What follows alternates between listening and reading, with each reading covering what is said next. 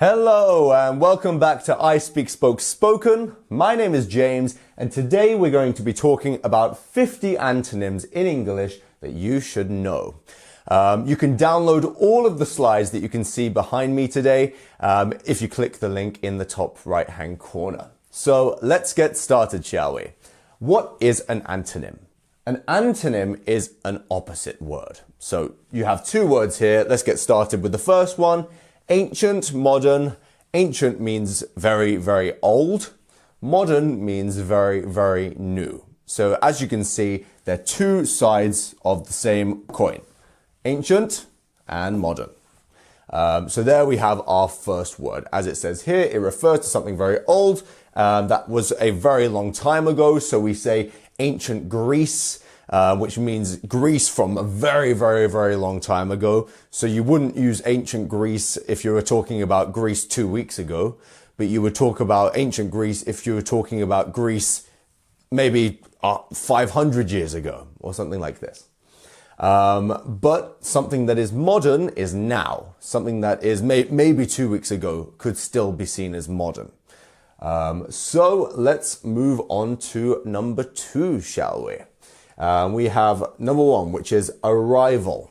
So arrival means the act of getting somewhere. So arrival is to arrive, to get to a place. Whereas the antonym, the opposite for arrival, is departure, is to leave for somewhere. So to arrive, to get somewhere, to depart, to go somewhere. And that is the difference between these two.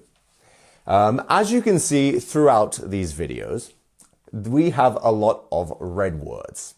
And if you've watched our videos or our live videos in the past, you will see that our red words are the words that we would say are the hardest ones to pronounce. And we think that they would be good for you to practice. So what we do is we go over them again. I will say them. You can repeat, I'll say them again, you can repeat again. And in doing that, you will remember the vocabulary and also you will get the pronunciation a lot better. I'm a British English speaker, so if you are trying to speak British English, then it's going to be even better for you because then you'll pick up the accent as we go. So let's get started, shall we? Number 1, ancient. Ancient. Perfect. Modern. Modern. Fabulous. Arrival. Make sure you get that V in the middle. Oh, my hair. Arrival. Fabulous. And last, but certainly not least, we have departure. Departure. And as you'll see in the words here, we have some symbols within our red parts of the word here. If you have a look here, we have the little dot up here, and then we have a dot down here. What that means is this part of the word is our stressed syllable. How many syllables do we have in the word departure? We can do that by almost using our hand as a bit of a drum. We can beat out how many beats are in the word. So, departure. That is how we find out how many syllables are in a word. And as we can see here, it's the second syllable that is our stressed syllable. So we say departure, not departure or departure. You see, we say departure. And that is how it will sound the most natural if you were speaking to someone. You'll also see how we have these two dots here. And what those dots are doing is lengthening the letter that comes before it. So this A, instead of departure, it becomes a departure. It's a longer vowel sound there. So keep an eye on those. And when you see those, then you can really start to figure out how words should be pronounced the correct way. And all of these red words here are transcribed in the British English way. So if you want to go over and see how the Americans would pronounce them, you can go over and look up these words and you can find the transcriptions for those as well. but today we're having a look at the British English pronunciations of these words. So let's move on, shall we? Okay, so number 3, we have ascend and descend. So to ascend means to go up in some way. So maybe you're ascending the stairs, ascending on the lift, or you're going up in some way here. Whereas to descend means to go down. It's as simple as that. It's not that complicated to get the idea. Ascend, meaning you're going up in some way. Descend means you're going down in some way. Okay, next up we have awake and asleep. So to be awake means that you are conscious. You are walking around during the day. You are not in your bed with your eyes closed in a dream-like state. That is being asleep. Being asleep, you're in bed, hopefully. You don't want to fall asleep when you're standing up on a train or something. But if you're asleep, then you're in bed, eyes closed, you've gone into a dream-like state. And that is the difference between these two. All right, and our example here is she was awake all night while her brother was asleep. So she stayed awake all night, and at the same time as her being awake, her brother slept. Very good. Number 5, we have bravery and we have cowardice.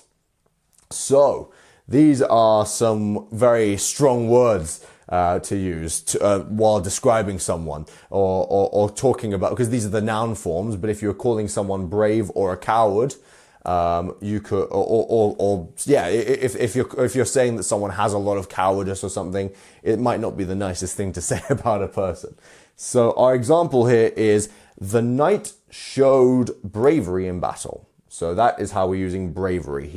He conquered his fears, he pushed through, even though he was scared, or maybe he wasn't feeling that scared about the thing in the first place.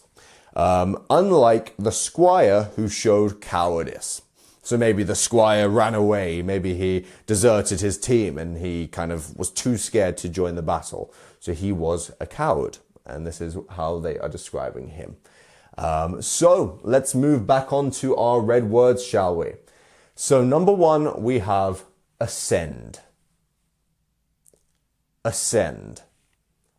So can you tell me here where our stressed, which part is our stressed syllable? We know we have 2 syllables, right? Ascend. Which one is our stressed one? If you can remember what I told you before. Right, so if you said it's the second one because we have this little thing here and then we end the word here, yes, you are correct. So it's ascend, not ascend. You see? That would be a completely different word which actually just doesn't exist. So you have to be very careful when thinking which parts of the word to stress, because actually in some aspects and in some words you could actually completely change the meaning, or you could actually just say a word that doesn't make any sense at all. And it's the same with the next one, which is descend. Descend. Very good. Next we have awake. Awake. Fabulous. Asleep. Asleep. Lovely. Bravery. Bravery. And last but not least, we have cowardice. Next we have number 6, which is brief and lengthy. So brief means for something to be short, something to be not too long in duration. So you could say, the movie was brief. It was a quick movie, maybe an hour long. It wasn't a long movie. Whereas a lengthy movie, maybe 3 hours, maybe a long movie and you've been sat there for a while. So an example here is the meeting was surprisingly brief, not the lengthy discussion I had anticipated. So yes, as it's saying, what he had thought was going to happen was that it was going to be a really long meeting. But In fact, it was really, really short. So we've said it was surprisingly brief and not the lengthy discussion he had anticipated. Okay, let's move on to number 7, shall we? So we have calm and we have stormy. So quite often when we're using the word stormy, we are talking about weather. So we're talking about a stormy weather. So you could say, oh my gosh, the sky is looking quite stormy today. Or you could say it's looking quite calm. And these are opposite sides of the coin here. So stormy means there's lots of thunder. It's very kind of a lot's going on. Whereas calm, there's not much going on. Maybe there's a little bit of wind or whatever, but it's pretty chill, you see? You can also use calm when you're talking about a personality trait, how someone's feeling. So I'm feeling calm today. I'm not feeling stressed, you see? So an example here is the calm sea became stormy by late evening. Great. Number 8, we have capture and release. So to capture something means that you have it in your grasp. You've taken it in some way. So maybe you've captured a spider that you've caught, and you don't want to let it go because otherwise it may end up getting lost in your house. But you've caught the spider. You have it now in your grasp. Whereas to release something is maybe what you will do when you've put the spider outside. You'll let it go. You'll release. So to capture means to get it in your grasp. To release it means to let it go. So our example here is the animal was captured for study and then released back into the wild. Fabulous. So our red words here are firstly brief, brief. Good job. Keep on repeating. The more you repeat, the better you'll get. So next up we have lengthy. Lengthy. Okay. Calm. Calm. Absolutely perfect. And as you'll notice here, except for lengthy, these words have one syllable, so we don't have any stressed syllables because obviously it's the only one. So that will be the stressed syllable in the word. Next up we have stormy. Stormy. Okay. Capture. Capture. Fabulous. And last but not least, we have release. Release. Perfect. So number 9, we have clarity and ambiguity. It's a pretty big word here. So clarity is the thing of being understandable. So it's clear. It's the clarity. It's the clearness of something. Whereas ambiguity means something is it's open to more than one interpretation. It's not as set in stone. It's not as clear as previous. It's more kind of it's a bit more misty, in the idea of what it is. So let's look at our example. So the clarity of her instructions contrasted with the ambiguity of his directions. So her instructions were clear, they were very straightforward, whereas his directions were ambiguous, which means that they weren't that clear. He didn't really tell you where to go, he just gave you some pointers, some tips, or something like this. Next up, we have combine and we have separate. So to combine something means to put something together. To put so maybe you have two different ingredients in a meal and you're putting them together to make something new. Whereas to separate means to take things apart from each other. So maybe you have two ingredients on the plate, and actually you want to take them away from each other because they're not going to taste very good. So an example here is we combined our efforts to finish on time, but we need to separate our tasks for the next project. So they put their efforts together. They both did the same work at the same time, meaning that they finished earlier than they would have if they hadn't. But for their next project, they need to do it without each other. They need to do their own things. As that makes sense there. So our red words are as follows. Number 1, clarity. Clarity. Ambiguity. Ambiguity. Very good. Combine. Combine. Very good. And separate. Separate. Very, very, very good. All right. Next up, we are diving deeper into antonyms. So we have a few more antonyms now, and they're going to get a little bit more complex, but that's good. All right. We're going to learn even some even better antonyms here.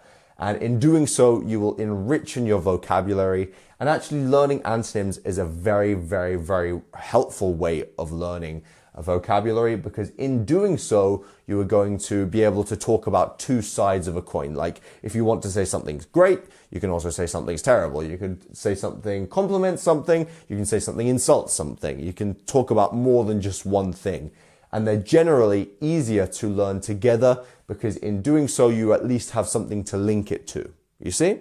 And if you want to have a look at the top right-hand corner of the video, you can see a little eye up there that if you click it, you can get all of the amazing slides that you can see behind me. And you can also get a little quiz up there to test how you've remembered it, and also let us know how you do in that down in the comments. If you are not on a computer or you can't see the little eye up there, you can always go down to the description below, click the link, and you can get it from there as well. So let's keep going, but get that if you would like to, and you can use these in your own free time, anytime you want, while you're on the train, while you're maybe not if you're walking, but while you're sat on the train, you can read through these and remember them. So let's move on, shall we? So to compliment and to insult. So to compliment someone means to say something nice to someone, about someone, you see. So maybe you're saying someone is good looking. Maybe you're saying that someone is a nice person. You are complimenting them. Whereas the opposite of that is to insult someone. So you're saying, oh no, they're not a nice person, or oh, they're not good looking. And it's generally not a it's not a very nice thing to say about someone, to insult them. So an example here is he complimented her on her new dress after his friends insulted it. So he said something nice about her new dress, whereas his friends said something not very nice about it. Next up, we have conceal and reveal. So to conceal something means to hide it, to put something in front of it, or to hide it in like within something else. And you can generally conceal something by putting something in front of it. This is why when it comes to makeup, you have concealer. You are hiding the blemishes on your skin, and that is why you would put concealer on your skin. Next up, we have to reveal. Means the opposite, means to show something. You're showing those things. So if you took off your concealer, you're revealing the blemishes on your skin. You could, maybe, I am filming here, but maybe we have some wires behind this screen. If I took away the screen, I am revealing those wires. You see? I hope that makes sense. Next up, we have courageous and fearful. So to be courageous means that you are brave. It means you're not scared of many things. And to be fearful indicates being afraid. It indicates that you're scared of things. You're maybe not going for something because it's too scary for you. So our example here is the courageous firefighter saved lives, unlike the fearful bystander. So the bystander didn't want to go into the building, of course, because he was too scared. Whereas the firefighter had the courage, he was brave enough to go in and save some lives. Our red words here start off with compliment. Compliment. So which part of compliment is our stressed syllable? Can you tell me? It's our first syllable, right? It's compliment. We have 3 and we have our mark here, So it's compliment. It's not compliment or compliment. You see?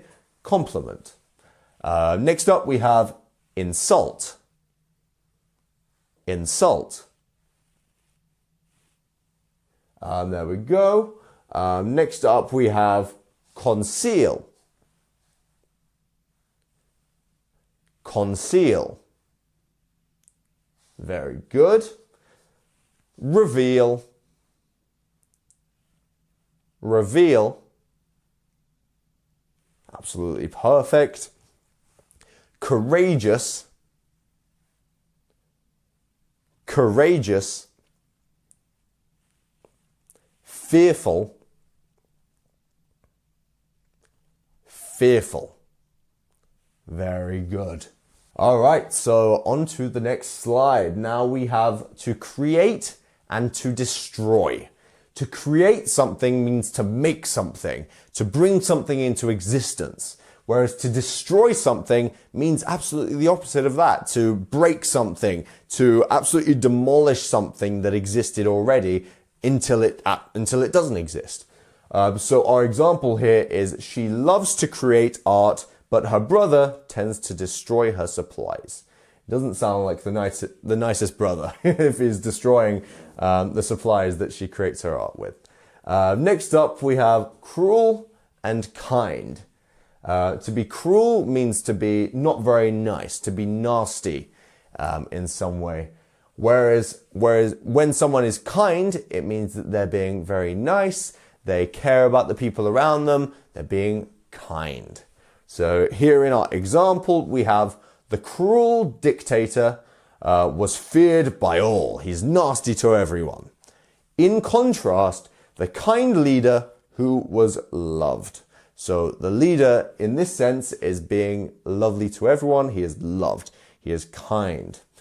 Okay, so next up we have defeat and victory. So in this context here, defeat means the losing of something. So you've lost a game, you've lost a war, you've lost a game of cards, maybe. And victory in this sense means you've won something. You've overcome any kind of obstacles that were set, and you've won this. So if you are victorious, you have won in some way. And that is what those mean. And those are some other very, very good antonyms to use. So our first word here is create. Create. Fabulous. Keep on repeating, guys. Next up, we have destroy.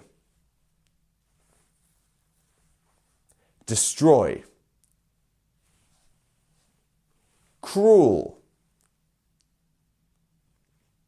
Cruel. Kind. Kind. All right, keep on repeating. Defeat. Defeat. All right. And last but not least, victory. Victory. So next up we have deliberate and accidental. So what does deliberate and accidental mean? So deliberate means that something was on purpose. It means it was done without it being something that you didn't mean to do. Whereas accidental is the opposite of that, and it means that it was something that you did not intend to do. So our example here is the spill was accidental, not a deliberate act of sabotage. So the spill wasn't meant to happen. It wasn't done on purpose. It was not an on purpose thing it was not something that you did on purpose to sabotage the other person. Next up, we have dense and sparse. So dense means that something is very close together. It's like a tin of sardines. Everything is it's too close. Maybe you'll feel a bit claustrophobic, which means that you have that fear of being in tight spaces if everything is too dense. Whereas if something is sparse, it means that it is thinly dispersed. It means there's a lot more space in there. And there may be some more space for you. If you were in a room that is sparse, you might have a bit more space to yourself. Next up, let's look at our example here. So the dense forest gradually gave way to a sparse landscape. So the forest that is there's so many trees, there's hardly any space, gradually gave way to a sparse landscape. It gradually showed that there was some space, and over time it created a sparse landscape. 19, we have descend or ascend. So descend is the act of going downward. You're going down. Whereas to ascend is the act of going upward. You're going that way. So the example here is the plane began its descend as we prepared for the final ascend of our climb. So the plane had to go down before it could go back up. And that is what this is trying to say. So let's have a look at some of our pronunciations here, shall we? So number one, we have deliberate. Deliberate. Great. Accidental. Accidental. Dense. Dense. Sparse. Sparse. Descent. Descent. Ascent. Ascent. Very good. Okay, so number 20 here, we have direct and indirect. So if something is direct, it means it's going straight to a point. So here we have our point here, and we have an arrow that I'm about to draw. So a direct arrow would be this arrow. It's going straight to the point.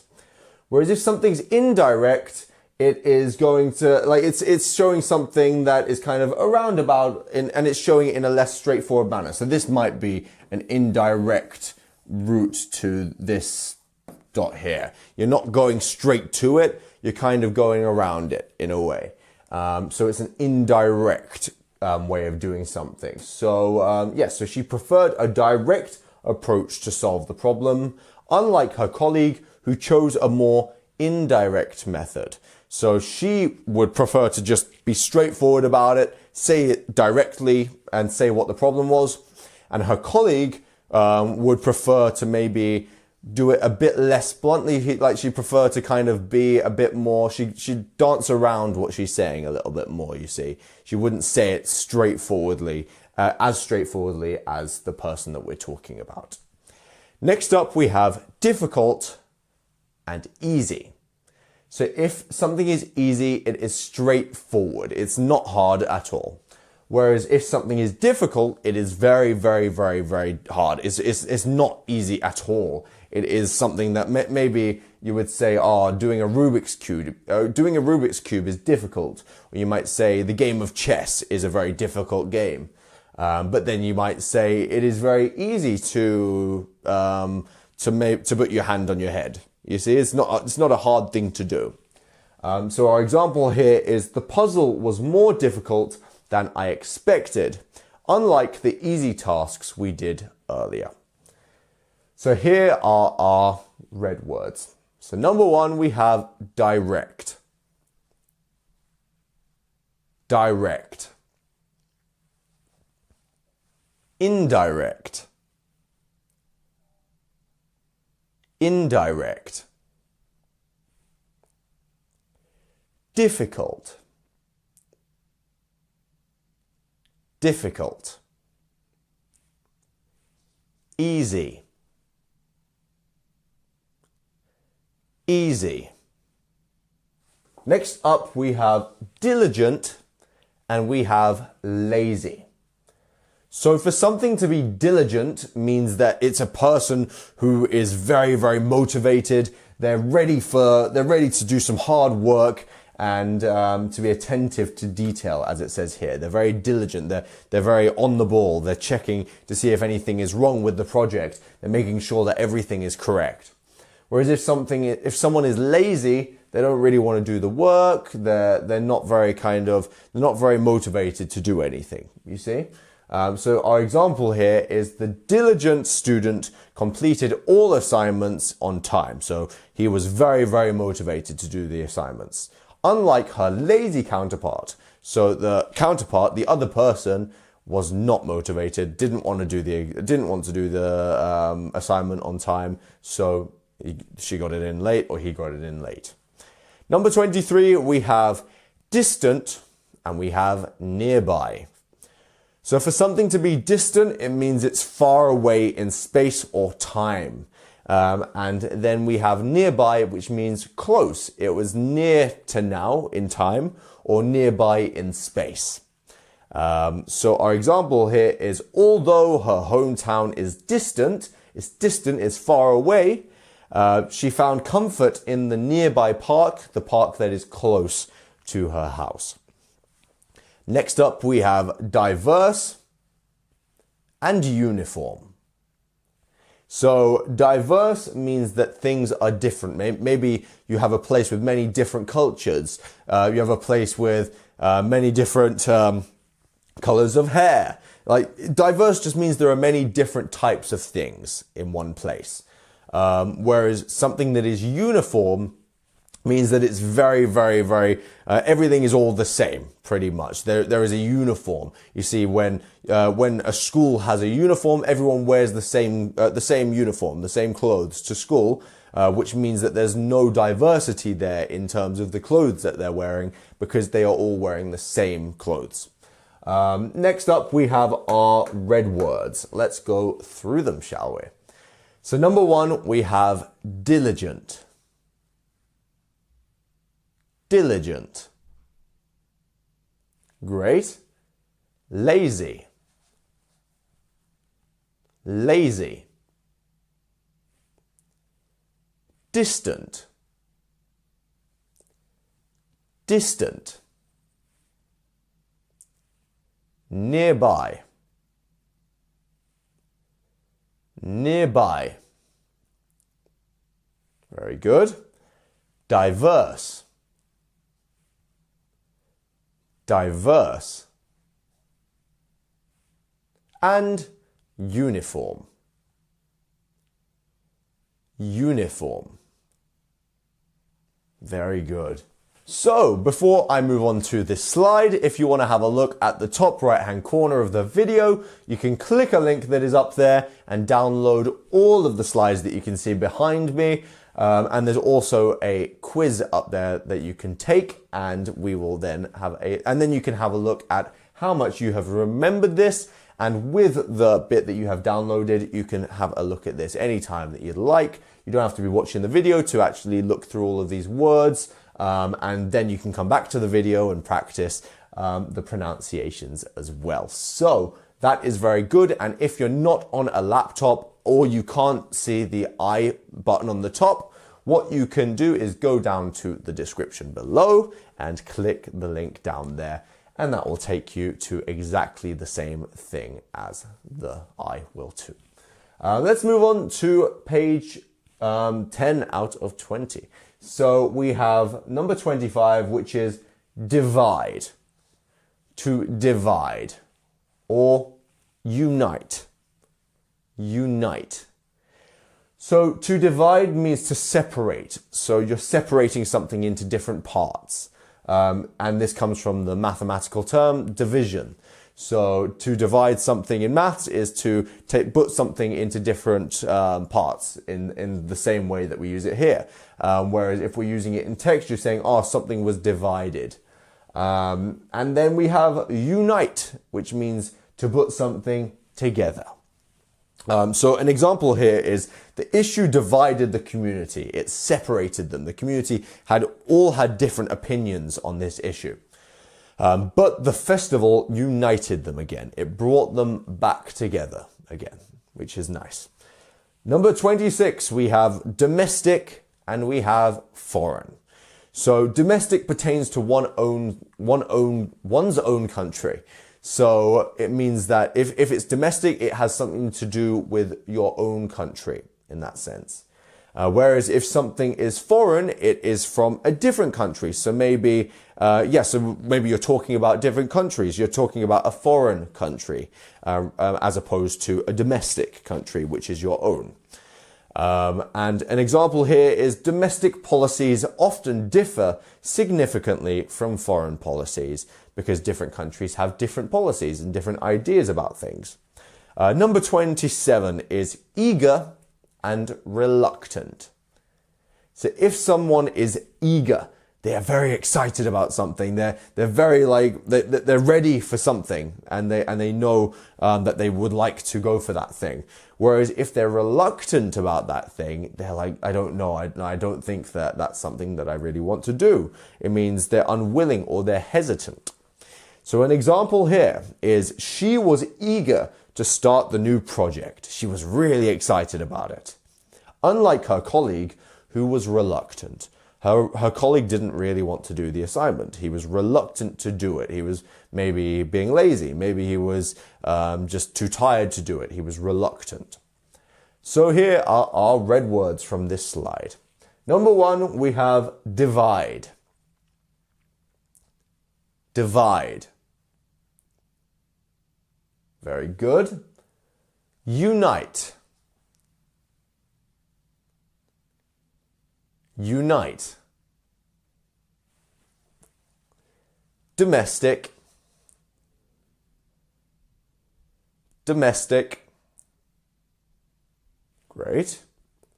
Foreign. Foreign. Eager. Eager. And reluctant. Reluctant.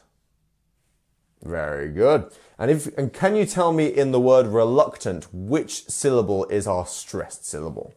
As we have an indicator that I have told you before as to which syllable is. So in reluctant we have 3 syllables. Reluctant. Which one is our stressed one? It's our second one, right? We have the little dot here and the dot down here, which means the luck part is our stress syllable. So it's reluctant. Can you see that? We're almost going reluctant. And that is how almost the wave of syllables go in this sense. So yeah, our middle one is our stressed syllable. And let's move on, shall we? So next up we have number 29, which is expand and contract. So to expand means for something to get bigger. Maybe you're blowing into a balloon. The air is making the balloon expand. Whereas the opposite one here is to contract, which means for something to get smaller. So once you let the air back out of the balloon, it contracts. So here we have metals expand when heated and contract when cooled. So let's now have a look through our red words and our pronunciations, shall we? So number 1, we have early. Early. Late. Late. Next one, expand. Expand. And last but not least, we have contract. Contract. So I want you to pay a little bit of attention on the word contract. So there's a big reason why it's very important to understand how word stress works. And contract is a very good word for me to use here to express this to you. So as you can see here, we have our stress syllable on the second syllable. So contract, contract. And that is showing, so here we have contract. And that is showing that the second syllable is our stressed one, and this means for something to get smaller. Whereas if we actually wanted to put the stress on the first syllable, we would have contract, which is another word with a whole different meaning. So contract means to get smaller, whereas a contract is the piece of paper that we give someone to sign when maybe they've just been given a job or something like this. So as you can see, it's pretty much the same word, but with the difference in terms of word stress, it completely changes the meaning. So you really, really, really want to keep an eye out for that, as it can really is a very important thing, as it changes the whole meaning of a word and possibly a whole sentence if you use the wrong one. Next up, we have number 30, which is explicit or implicit. So explicit means something that is stated clearly and in detail. So maybe you've said something and you've added so much detail to it, you've made it very, very clear what you're talking about. Whereas if something is implicit, it means it's implied, it's like there's some ideas about it, but it's not plainly expressed in that sense. So our example here is the rules were explicit about the deadline, but the implications for missing it were implicit. So they told us about the rules, they told you about the rules, and they told you about the deadline, but they weren't too clear about what would happen if you actually missed the deadline.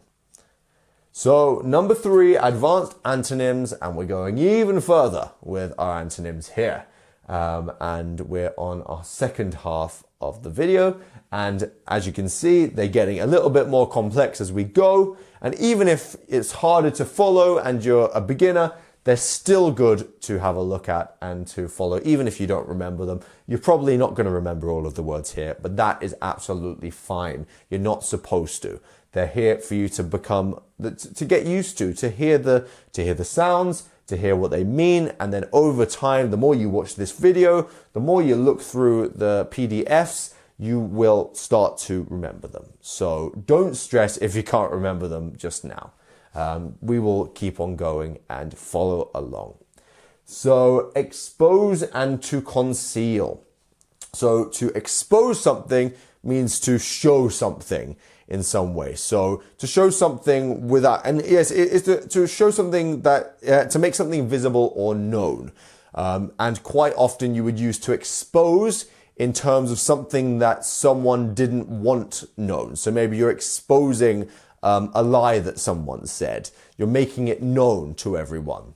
Whereas to conceal something in this sense means to hide something, because maybe someone has a lie and they want to conceal that lie. So they say some other things to kind of throw other people off the scent of that lie, you see? So let's have a look at our red words. So number 1, we have explicit. Explicit. Implicit. Implicit. Expose. Expose. Conceal. Conceal. Remember, keep on repeating, guys. The more you repeat, the better you will get at pronouncing and the more you will remember the words. So let's move on. Next up, we have number 32, which is fact or fiction. So fact is when something is true. It is something real. Whereas if something is fiction, it is a story. It's fictitious, as we would say. It is something that has been made up. So here we have, it's important to distinguish fact from fiction when reading news articles. So you want to distinguish, you want to figure out the difference between something that is real, something that is a fact, and something that isn't real, that is fiction. And when reading articles, because then you want to be able to make up your mind about what is true and what isn't, because that is very important, because when you're reading something, you want to know all of the facts there, and you don't want to believe something that isn't true. Next up, we have failure and we have success. So failure is something is when someone doesn't succeed in something. They have lost, maybe they've lost a game, maybe they've been on a winning streak of winning football games and they've suddenly lost a game, which is upsetting for them. Whereas success means they have won something, they have succeeded, something has worked out for them, there's an accomplishment there. So our example here is each failure taught him valuable lessons that eventually led to his success. So this is the idea that failure is almost not the opposite of success. It is just something on the way to success. So his failure, each failure taught him something. He learned from the failure until he was able to succeed at the end of it.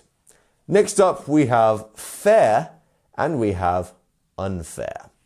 So if something is fair, it means that it's understandable why they would do that. Maybe they are giving someone a pay rise and it's fair because they are now doing more work for the money.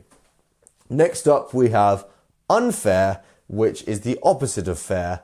And when something is unfair, it means that they shouldn't be doing that because it's not just for them to be taking away the person's pay rise that they've just been given, you see? And our example here is the judge is known for making fair decisions, unlike some who have been unfair. So here are our red words that we are going to move on to now.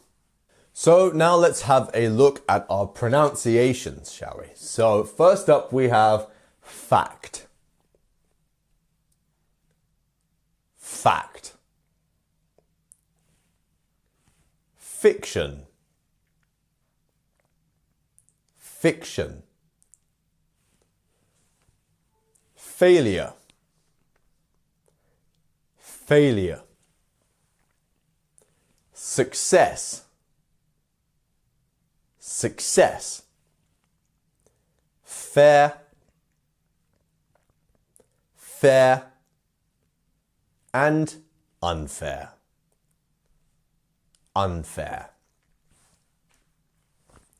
So next up we have, here we have faithful and unfaithful.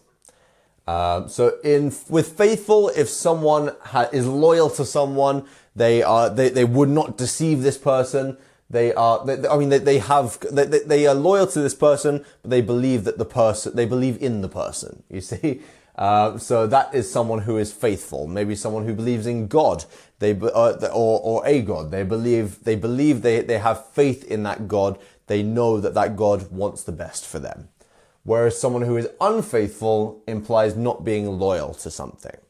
So our example here is, despite the challenges, he remained faithful to his team. He believed in his team, which was not true for some of the others who maybe left and went to the other team or whatever. They did not have faith. They did not have belief in that team. Here we have famous and we have obscure. So if something is famous or someone is famous, it means a lot of people know about this person and they are very well known. Whereas if someone or something is obscure, it's not very well known. Not many people know about this thing. So our example here is the famous artist's work contrasts with that of the obscure painter, barely known outside of his hometown. Here the artist is the one who people know about in the first case here, and the one that people don't really know about is the obscure painter. Here we have number 37, which is fast and slow. So for something to be fast, it means it's going at a rate of maybe 100 miles per hour. It's going super quick, you see. And something that maybe gets from one place to another place very quickly, it means they're going fast. Whereas if something is going slow, maybe they're going at snail's pace, like really slow. And this is the difference between fast and slow. So our example here is the fast pace of city life can be overwhelming compared to the slow, leisurely pace of rural areas. So what it's saying is that the city life is fast, everyone is getting somewhere, no one is taking their time, compared to the slow, leisurely pace of rural areas where people have time, they're not rushing anywhere, they're going slow. So let's have a look at our red words, shall we? Faithful. Faithful. Unfaithful. Unfaithful. Great. Famous. Famous. Obscure. Obscure. Fast. Fast. And slow. Slow. Okay. So here we have number 38, which is fat and thin. So with thin, make sure you get that little sound here, which is putting your tongue to your top teeth and you're blowing air lightly through your teeth. Thin. So you can practice that sound there, and that comes up a lot in English. So it's a good one to have because you will see this a lot in English. And if you can make that noise well, you're already halfway there to be able to being able to pronounce a lot better in English. So if something is fat, it means that there's a lot of depth, there's a lot of flesh, there's a lot to something. Whereas if something is thin, it implies having very little flesh. So this generally implies to people, and if someone has a lot of flesh and that they maybe weigh a lot more, or maybe they have a bigger mass, they like the word that someone may use for them is fat, and then someone who has a lot less, they are seen as thin. And this is how we would express this. So an example here is, so the fat cat struggled to squeeze through the door, then the thin cat slipped through easily. So our thin cat here is he doesn't have much flesh, he doesn't have much fat, which means he got through very easily. He was able to squeeze through quickly, whereas the fat cat had had a lot of flesh, which meant that it was a lot harder to get through that door. He had to squeeze through the door. Okay, so number 39, we have favorable and unfavorable. So favorable refers to expressing approval or giving a positive advantage to something. If something is favorable to you, it means that the odds are higher for you. You're much more likely to win this because it's more favorable. Whereas if something is unfavorable, it is there's less of an advantage for you, or there's less approval for you in that thing. So our example here is the weather conditions were favorable for a picnic, unlike last week when they were unfavorable. So now it's nice weather. The weather is there in the way that the weather is in a place that would be nice for a picnic, unlike last week when maybe it was raining and it wouldn't have been good for a picnic. So that is the difference between those. So our red words here start off with fat. Fat. Thin. Thin. Favorable. Notice how I'm not saying favorable, I'm saying favorable. Rubble. Favorable. And last but not least, we have unfavorable. Unfavorable. Very good. Number 40, we have fear and we have courage. So fear is the thing of being scared. Maybe your heartbeat rises and maybe you want to run away from something. Whereas courage is that feeling where you're feeling brave, you're ready to overcome something. And that is the difference between fear and courage. So our example here is, despite his fear, he showed great courage when facing the challenge.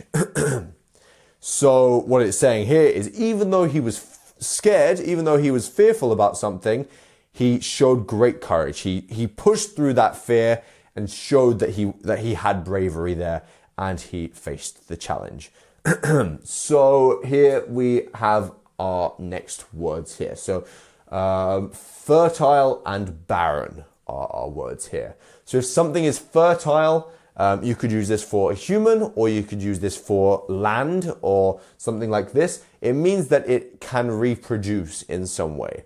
So if land is fertile, it means that it is very good for growing lots of crops. Or if a human is fertile, it means that they are able to reproduce and have a baby. If something or someone is barren, maybe you have barren land, it means that it is unable to reproduce, or it is unable to grow crops. So you could say the barren land was very dead of any kind of greenery because it isn't able to grow anything. It isn't suitable for that. So the fertile plants were ideal for farming, unlike the barren deserts, because the deserts aren't the best for growing much, unless they're cacti. So yeah, there's not much that wants to grow in the desert, as there's not much moisture in the sand. So yeah, let's go through our red words, shall we? So number 1, we have fear. Fear. Courage. Courage. Fertile. Fertile. And barren. Barren. Lovely. So if you want to have a look at the top right-hand corner of the video, you can click the little eye up there and get everything that you can see behind me on the board. You can also get a quiz up there and have a look at how much you've remembered. If you can't see that, or you're on a mobile device, you can then go into the description below and click the link, and there you will find everything. So don't worry if you can't see it up there. It is still down in the description below. So let's keep going, but go and download that and you can use it in your spare time. So number 42, we have flexible and rigid. So for something to be flexible means that it is able to bend, or it's adaptable. So it doesn't just mean physically to bend, it means to metaphorically bend, so to be adaptable to a situation. So maybe someone is able to, maybe you might say to someone, yeah, I'm flexible tomorrow. We can meet for coffee at any time that you would like. So it means that I'm adaptable to whatever works for you. Whereas something that is rigid means that it is set in place. There's only one time that you can go for coffee. Or maybe something like this pen isn't flexible. It is rigid. It would break if I tried to bend it, you see? So our example here is, the flexible work schedule allowed employees to work when they were most productive, unlike the rigid 9 to 5. So these employees were able to work whenever they wanted, unlike the rigid 9 to 5, which meant that they had to work between 9 and 5, and that is all that they can do. You can see? So next up we have flourish. So flourish and wither. Flourish and wither.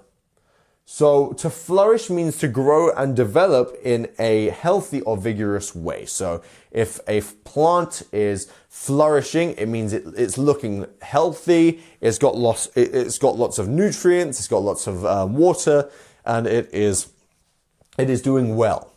Whereas we have wither, which means that something isn't doing well in that sense, and maybe the flower is dying, maybe it doesn't have enough nutrients, maybe it doesn't have enough water, and it's withering away. So our example here is the plants flourished in the rich soil, but withered during the drought. So yeah, they were doing well when the soil was rich, but when there was a drought and it all dried out, they weren't able to kind of keep up that healthiness that they had before. So here are our red words here. So first up we have flexible. Flexible. Rigid. Rigid. Flourish. Flourish. And last but not least, we have wither. Wither. Very good. Here we have number 44 actually, but number 1 on this page, which is to forgive or to blame. So to forgive someone means that you understand that someone made a mistake in the past, and it's to stop feeling angry about that thing or resentful about that thing. So you've decided to understand and to stop being angry at them. Whereas to blame someone means to hold them responsible for that thing. It means to keep the anger about it and to keep on blaming them. So our example here is she chose to forgive her friend rather than blame him for the misunderstanding. So she chose to forgive and forget what had happened. Yeah, so next up we have fortunate or unfortunate. So fortunate means, it means having good luck. So if someone is fortunate about in a situation, they have had some good luck. Maybe they've won some money or something like this. Whereas if something or someone is unfortunate, it means they've lost something. Something has gone wrong. Maybe they haven't been lucky. And that is the difference. So our example is, he was fortunate to have found his lost wallet, unlike many unfortunate others. So he was lucky because he found it, but others may not have been so lucky. Next up, we have found and lost. So to have found something means that something was previously not there. You had lost it. Maybe you were looking for something that you couldn't find, and then at some point you found it. Whereas to lose something, for something to be lost, means that that thing is not, like, you don't know where you put it, you don't know where it went, and you had it before, but it's gone. So let's now go through our red words here. So forgive, forgive, blame, blame, fortunate, fortunate, unfortunate, unfortunate, great, found, found, and lost. Lost. Very good. So next up we have frequent and rare. So for something to be frequent, it means it happens a lot. There's a lot of times that happens. So there's a high frequency of that thing. And that word comes from, these words are both come from the same place. So there's a high frequency, there's a lot of that thing. Whereas something that is rare, it means it doesn't occur much, it doesn't happen much. So our example here is her frequent visits to the cafe. She did that a lot. Contrast with the rare occasions he stops by, which means he doesn't really stop by the cafe. Next up we have friend and enemy. So for someone to be a friend means for someone to get on with that person. They like that person. Whereas if someone's an enemy, they don't like them at all. They want to see them fail. They dislike them. So an example here, in his youth, he turned his friend into an enemy through a serious betrayal. So he betrayed his friend and they became enemies. They didn't like each other after that. And here we're going to have a look at some of our pronunciations here. So we have frequent, frequent, rare, rare. Great. Friend, friend, enemy, enemy. Very good. So next up we have gain and loss. So gain means that you have got things. You've amassed things. Before you didn't have them and now you've got them. You've gained some things. Whereas if you've lost things, there are things that you had before that you now don't have. You now have less than you had before. So an example here is the gain of a new client at work was overshadowed by the loss of a major contract. So they gained a new client, they gained someone new, but they lost something, which means that then they are even again, they haven't actually gained anything really anymore. Next up, we have generous and stingy. So if something is generous, it means that it's very giving. It likes to see other people having things, so he gives maybe money to charity, maybe gives money to people, maybe is generous with his time and energy. Whereas if someone is stingy, it means that they don't really give anything. They don't want to give up anything. They want to keep everything for themselves. And that is the difference between generous and stingy. So let's have a look at our red words, and this is the last page. So here are our red words. Gain, gain, loss, loss, generous, generous, and last but not least, stingy, stingy. All right, so one last reminder, if you want to click the link at the top right-hand corner of the video, you can get everything that you've seen behind me in this video and more, as there is also a quiz up there that you can take. Let us know in the comments how you found the video. Let us know how you did in the quiz.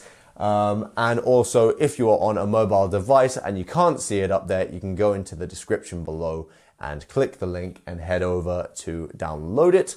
So, my name's James, I have been James, we have been ISpeakSpokeSpoken, and joyfully...